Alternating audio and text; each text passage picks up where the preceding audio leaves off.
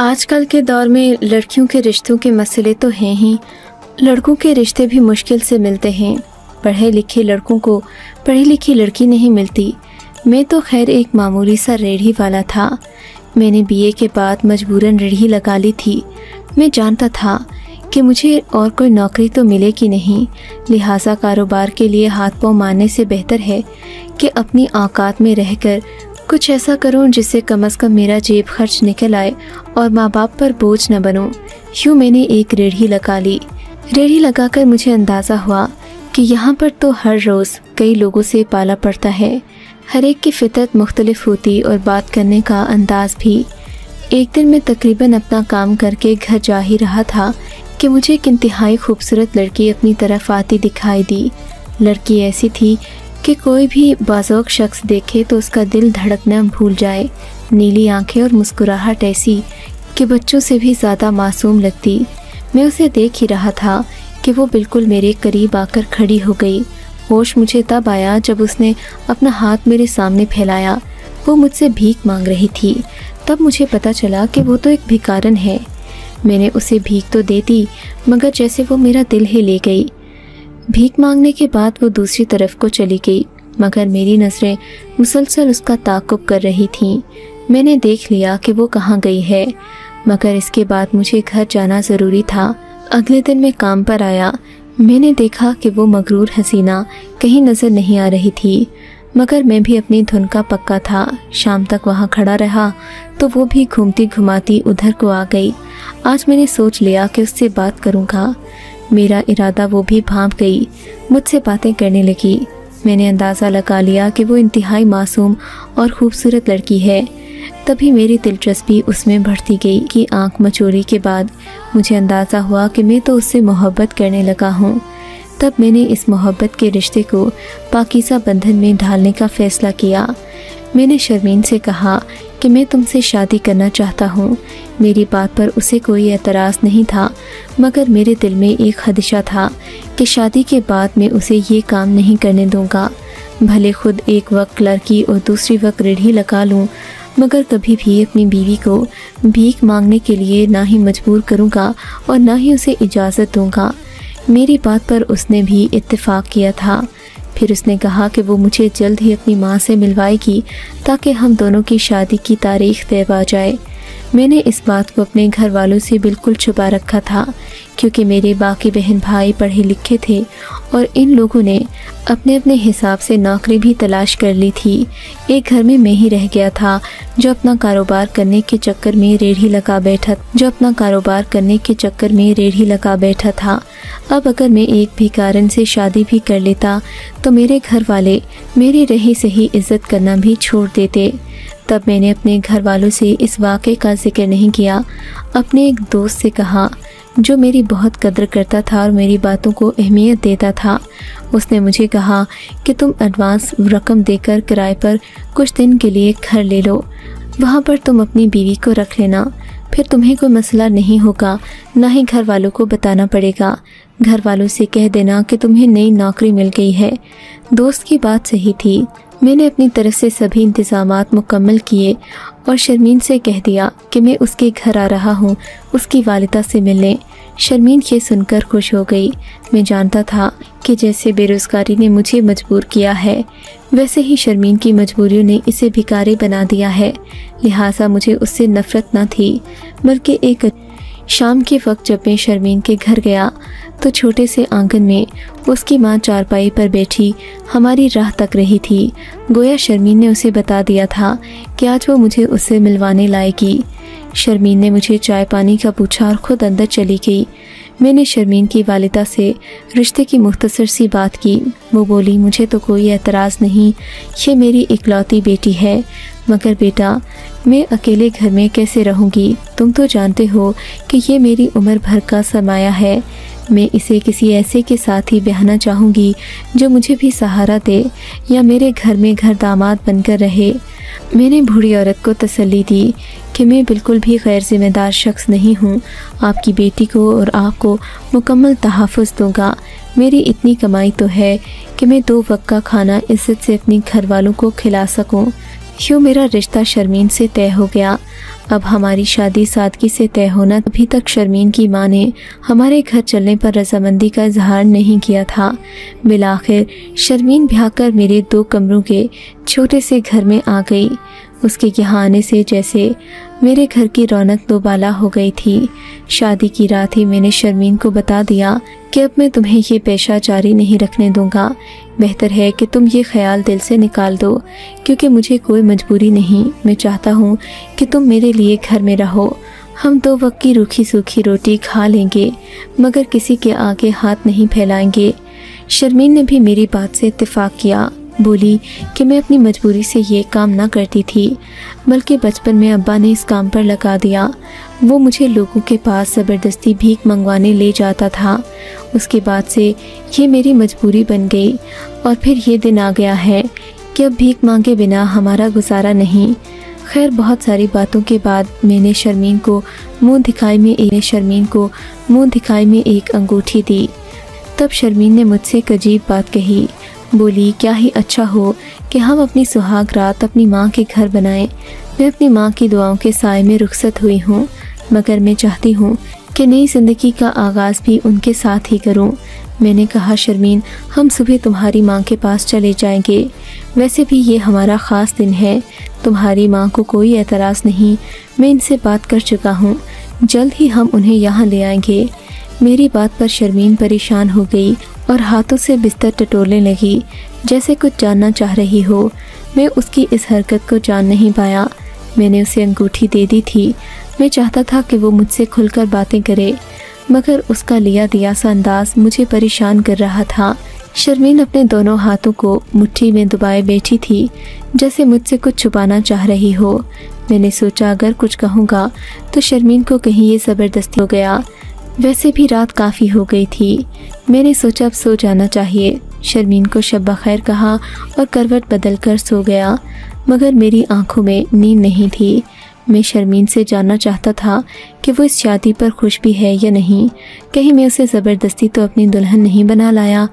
जल्द ही मुझे नींद आ गई। न जाने उसके बाद क्या हुआ, मैं नहीं जानता। सुबह मेरी आँख खुली तो शर्मीन मेरे सामने ही बैठी थी, मगर मुझे ये देखकर हैरत हुई कि शर्मीन ने रात वाले कपड़े ही पहन रखे थे। वो अभी भी दुल्हन के लिबास में मलबूस थी। मैं हैरत से आंखें मलता उठ गया। उठते उठते मेरी कमर में शदीद दर्द हुआ। मुझे ऐसा लगा जैसे किसी ने मुझे तोड़ कर रख दिया हो, और अगले लम्हे जब मैं बेड से उठने लगा तो मेरी टांगों में शदीद दर्द उठा। पहले तो मैंने इस दर्द को मामूली समझा, मगर फिर मुझे यूँ लगा जैसे मुझे किसी ने मशीन में डालकर पीस दिया हो। मेरे बदन का अंग अंग दर्द कर रहा था। लगता था कि अभी अगर उठकर चलने लगा तो मेरी टांगें टूट जाएंगी। तभी मेरी नज़र शर्मीन पर पड़ी, जो बड़े इत्मीनान से मेरे सामने बैठी खा पी रही थी। मैंने देखा उसकी आंखों में एक अजीब सी चमक थी। मैंने शर्मीन से कोई बात नहीं की। मैं फ़्रेश होने चला गया, मगर मेरी टांगों में दर्द शदीद बढ़ चुका था। बेबस होकर मैं बेड पर आ गिरा। मुझे किसी तौर चैन नहीं आ रहा था। तब शर्मीन अज़राए हमदर्दी मेरे पास आई। आपकी तबीयत ख़राब है, मैं आपके लिए दूध गर्म करती हूँ, शर्मीन ने कहा। मुझे उसका ये रवैया अजीब सा लगा। थोड़ी देर में वो दूध गर्म करके ले आई। ये लें, मैंने इसमें बूटी भी डाली है, आप पीकर यकदम अच्छे हो जाएंगे, शर्मीन ने कहा। मेरी नज़र उसके हाथों पर गई, जो गहरे सब्ज रंग के हो चुके थे। लगता था उसने वाकई कोई जड़ी अपने हाथों से मेरे लिए पीसी है। मगर मेरी हालत ऐसी नहीं थी कि मैं अपना इलाज खुद करता। मैंने सोचा कि मुझे हकीम या डॉक्टर के पास जाना होगा। हकीम अली नवाज़ को मैं अरसे से जानता था, उसी से दवाएं लेता रहता था। मैंने शर्मीन से कहा, तुम रुको, मैं हकीम अली नवाज़ के पास जाता हूँ। हो सकता है उसके पास मेरे लिए कोई दवा पड़ी हो। मुझे लगता है कि मेरी कोई पुरानी बीमारी जाग गई है। याद रहे, बचपन में मैं टीबी का शिकार भी हुआ था, मगर एक ही रात में टीबी का यूँ अचानक मुझ पर दोबारा हमला करना मेरी समझ से बाहर था। मैं हकीम अली नवाज़ के पास पहुँचा तो वो मेरी शक्ल देखकर ही हैरान रह गया। अरे तुझे क्या हुआ है बावले, तेरे चेहरे के रंग को क्या हुआ? हकीम अली नवाज़ की बात सुनकर मैंने सामने लगे काउंटर के शीशे में झुककर देखा तो वाकई मेरा चेहरा भी अजीब सा लग रहा था। मैं तो एक ही दिन में जैसे कोई भंगी ली। मैंने सामने कुर्सी पर बैठकर हकीम अली नवाज़ को अपनी सूरत हाल बताई। अली नवाज़, ये छोड़ो कि मेरे रंग को क्या हुआ, मेरी टांगों में इस कदर दर्द है कि बता नहीं सकता। और मेरे बाल देखो, सर को हाथ लगाता हूँ तो 10 बाल हाथ में आ जाते हैं। ऐसा पहले कभी नहीं हुआ। बालों में अजीब सा कालक पैदा हो रहा है। मुझे तो डर लग रहा है। देखो मेरे साथ हुआ क्या है, कहीं कोई ऐसी बीमारी तो नहीं लग गई जिसकी वजह से मेरे बाल गिर रहे हैं। मैंने अली नवाज़ को खौफज़दा नज़रों से देखा। अली नवाज़ भी मुझे हैरत से देखने लगा। नहीं, ऐसी तो कोई बात नहीं, तुम बिल्कुल ठीक ठाक लगते हो। और फिर कल तुम्हारी शादी में भी तो मैंने तुम्हें देखा था, तुम बिल्कुल सही थे। उसके बाद क्या हुआ? अली नवाज़ ने फ़िक्रमंदी से पूछा। फिर उसने अपनी दवाइयों वाली अलमारी से 2 सफ़ेद रंग की पुड़ियाँ निकाली और मुझे देते हुए बोला, ये दूध में घोलकर पी लेना, मगर ख्याल रखना इसके साथ कोई ठंडी चीज़ मत खाना, वरना हड्डियों का दर्द और बढ़ जाएगा। अगर आराम ना हो तो दोबारा मेरे पास आना। अली नवाज़ की बात सुनकर मुझे कुछ तसल्ली हुई। मैं दवाएं लेता दवाखाने से बाहर आ ही रहा था कि मुझे याद आया मेरे बाल भी काफ़ी गिर रहे थे। सर पर हाथ लगाता तो लगता जैसे मेरे आधे बाल गिरकर हाथ में आ गए हों। अली नवाज़ ने इस बात का कोई जवाब नहीं दिया। बोला, मैं तुम्हारी हड्डियों वाले मसले से मुतमईन हो जाऊं तो फिर तुम्हें बालों की दवा भी दे दूंगा। हो सकता है कि ये तुम्हारे हड्डियों वाले मसले की वजह से ही हो रहा हो। तुम दवा खाओगे तो ठीक हो जाओगे। अली नवाज़ से दवा लेकर मैं घर आ गया, लेकिन घर आया तो शहरीन घर में मौजूद नहीं थी। मुझे बड़ी हैरत हुई कि इस हाल में उसे मुझे छोड़कर घर नहीं जाना चाहिए था। मुझे बहुत गुस्सा आया कि मैंने तो शर्मीन से कहा था कि तुम अब उस बस्ती में दोबारा नहीं जाओगी। आखिर मेरी भी कोई इज्जत थी जिसको नहीं जाओगी।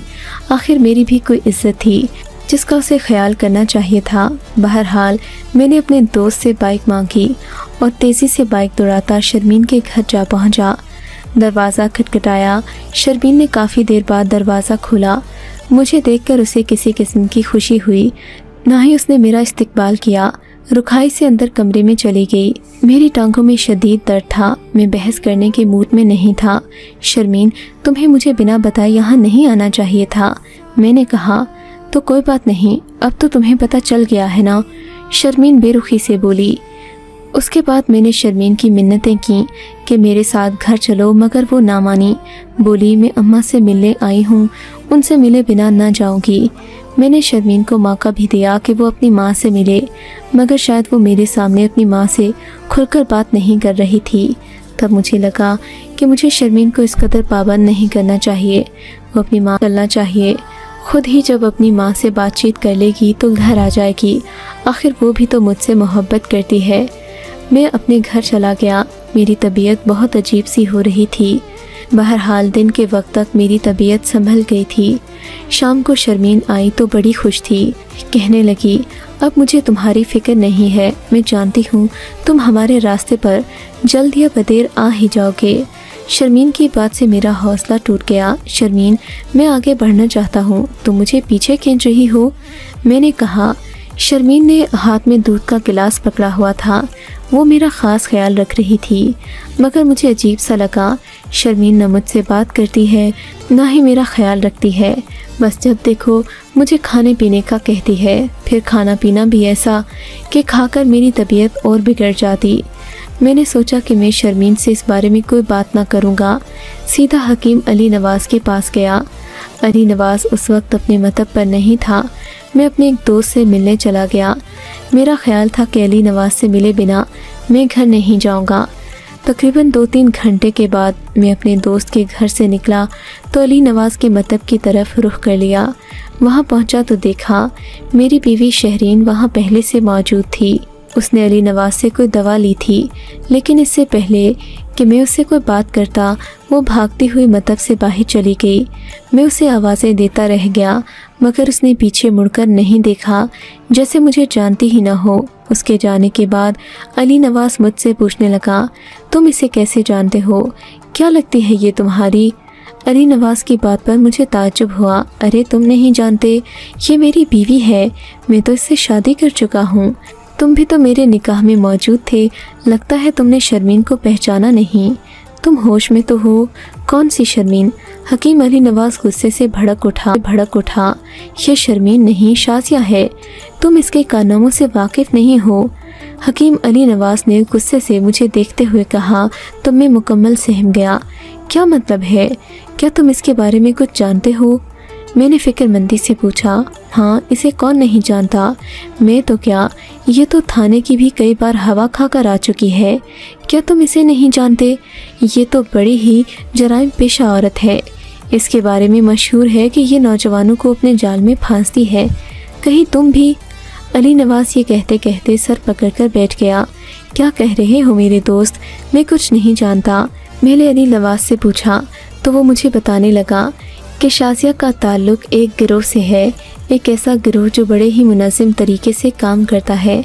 शाजिया कोई मामूली औरत नहीं है जिसे तुम मासूम समझ रहे हो। वो इंतहाई चालाक और गहरी है। उसने आज तक जो जो कारनामे किए हैं तुम वो सुन लो तो अपने कानों को हाथ लगाओगे। अली नवाज, मुझे डराओ मत, सीधी बात बताओ कि हुआ क्या है। मैं बेताब हो रहा था कि अपनी बीवी के बारे में हकीकत जान सकूं। तब अली नवाज ने जो जवाब दिया, काश वो सुनने से पहले मैं मर गया होता। तुम जानते हो कि ये एक ऐसे गिरोह से ताल्लुक़ रखती है जिनका मकसद नौजवानों के हाथ पांव तोड़कर उन्हें भीख मंगवाना होता है। ये लोग अगले इंसान को इस कदर मजबूर कर देते हैं कि ये किसी काम का नहीं रहता और फिर भीख मांगना अपने लिए एक रोज़ी रोटी का ज़रिया समझता है। तुम्हारी टांगों में दर्द हो रहा था, मैं अब समझा। ये सब इसी डायन ने किया है। इसने ज़रूर किसी ऐसे पाउडर या पानी का इस्तेमाल किया होगा जिसका असर तुम्हारी टांगों पर हुआ। देखो, जिस कदर जल्दी हो सके इस औरत को छोड़ दो। अली नवाज ने कहा तो मेरी आंखें खुल गईं। वाकई मेरे बालों में कालक और मेरी टांगों में दर्द इस बात की निशानदेही कर रहा था कि मुझे लाजमंद शाजिया नहीं कुछ खिलाया था, वरना एक रात में आखिर ऐसा क्या हो गया कि मैं चलने फिरने में भी दिक्कत महसूस करने लगा। मैंने घर जाकर देखा तो शाजिया मुतमईन बैठी थी, जैसे वो मेरे आने का इंतज़ार ही ना कर रही हो। आते ही उसने मुझसे कहा, तुम बैठो, तुम्हारे लिए चाय बना कर लाती हूँ। तुम्हारी चाल में समझ गया हूँ। मैं शाजिया पर धाड़ा, अभी और इसी वक्त यहाँ से दफ़ा हो जाओ। मैं जानता हूँ तुमने जो मेरे साथ किया है वो एक भयानक खेल का हिस्सा है। मैंने शाजिया से कहा और उसे घसीटता हुआ घर के दरवाजे से बाहर ले आया। तब वो भी अपनी असलियत पर उतर आई। मुझे गालियाँ देने लगी और धमकाने लगी कि अगर मैंने उसका साथ छोड़ा तो वो अपने गैंग के ज़रिए मुझे बहुत सख्त नुकसान पहुँचाएगी। अब शाजिया के ख़िलाफ़ मैं कुछ कर तो नहीं सकता था। खामोशी से वो घर और इलाका छोड़कर वापस अपने माँ बाप के पास आ गया।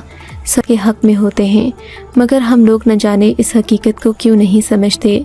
काश मैं शादी करने से पहले माँ बाप से मशवरा कर लेता तो आज मेरा ये हाल ना होता। मेरी टांगों में दर्द और बालों का मसला अभी तक हल नहीं हुआ, मगर इसी में खुदा का शुक्र करता हूँ कि मज़ीद हालात बिगड़ने से बच गए।